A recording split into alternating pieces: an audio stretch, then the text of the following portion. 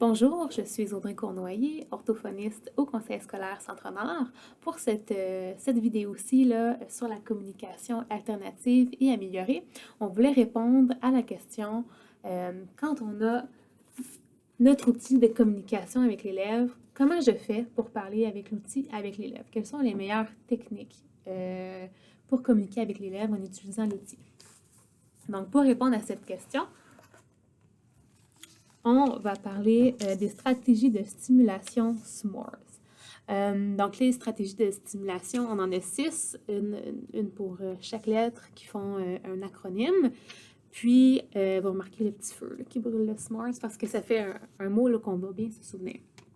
Donc, aujourd'hui, on va voir les 3 premières stratégies, le S, le MO et le R. Puis, dans une prochaine vidéo, là, on va voir les 3 autres stratégies. Donc, les 3 stratégies qu'on va voir aujourd'hui pour utiliser l'outil de communication avec l'élève.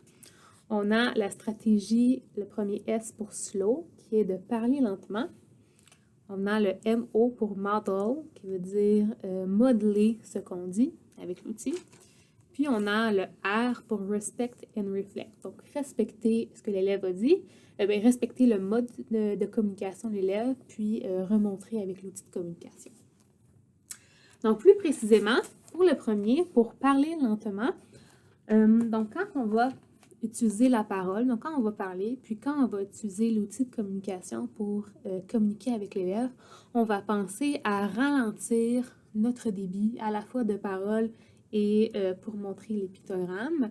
Ça va donner le temps à l'élève de traiter l'information qu'on lui communique. Donc, si par exemple, je parle avec l'élève et je lui dis « OK, Samuel, on va arrêter de jouer. Puis maintenant, on va aller à l'intérieur. » Donc, ce que j'ai fait, j'ai pris mon temps quand j'ai parlé, j'ai montré un pictogramme à la fois, j'ai pris mon temps, puis, comme je disais, ça donne le temps à l'élève de processer l'information. Pour la deuxième stratégie, modeler ce qu'on dit, ça, ce que ça veut dire, c'est que tout ce qu'on dit verbalement, on peut utiliser l'outil de communication pour représenter visuellement ce qu'on a dit. Donc, ce qu'on va faire, on va venir modeler certains mots de notre phrase sur l'outil de communication.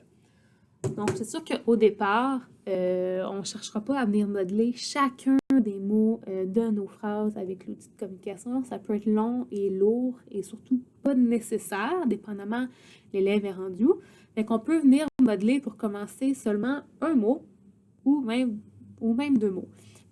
Puis, ça va être suffisant pour venir modeler la phrase qu'on a dit. Donc, par exemple, si je suis en train de commenter ce que l'élève est en train de faire, je peux lui dire « Oh, Samuel, je vois que tu es en train de jouer. » Donc, j'ai utilisé un mot pour ma phrase. « C'est bien ce que tu fais. Tu fais une belle tour, c'est bien. » « Wow, ta tour, elle est belle!